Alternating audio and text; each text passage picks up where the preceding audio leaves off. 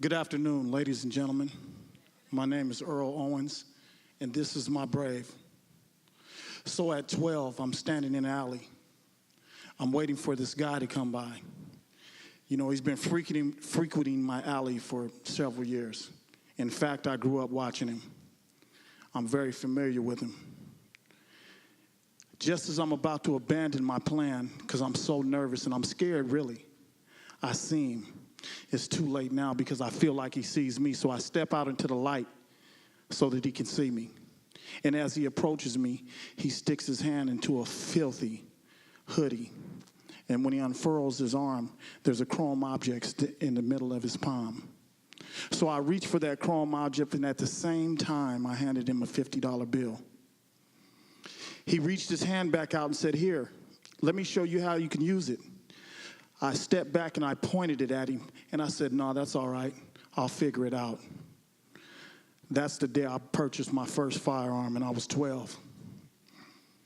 From that day on, 40 years of bandanas and bullets, living a life of madness and things that you would really only see in a comic book and, you know, the imaginations of movie script writers.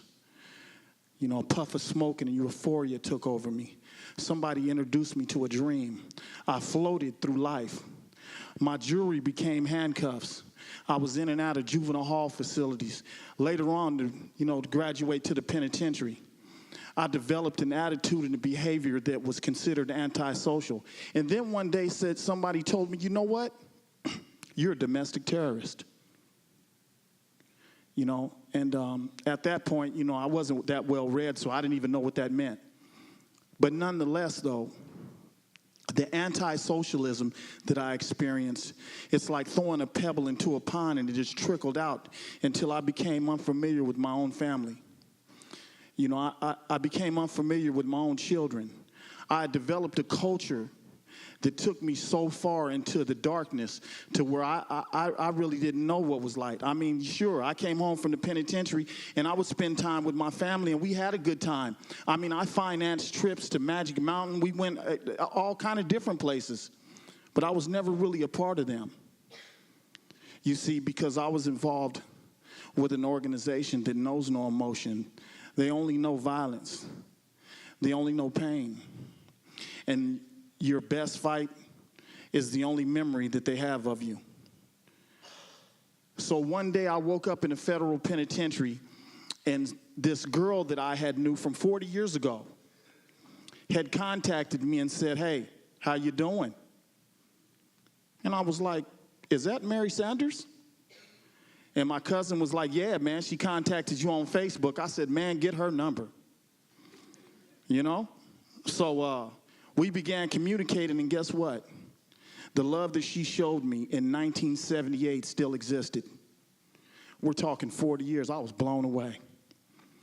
To this very day, I am so grateful to that woman, because that woman took me and led me to here.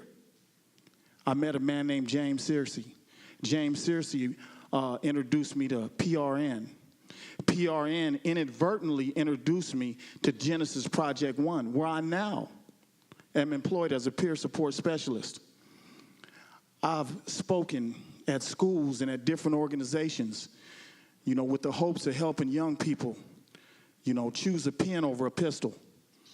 You know, I've dedicated my life to helping young people make the right choice and not take the path that I've taken. Because I can stand here today and attest that, yeah, I'm a survivor. But there's a lot of people who haven't survived. There's a lot of parents that have buried their children prematurely. There are a lot of you in this room that make that trek up the highway to different penitentiaries to go visit your loved ones. And there's some of you in this room that have disregarded those that sit behind those walls, not out of dislove, but just out of sight, out of mind. So it's my obligation as a survivor to reach out to anyone that wants to be reached out to. And I believe when I tell you that I'm proud to say, not only am I in recovery,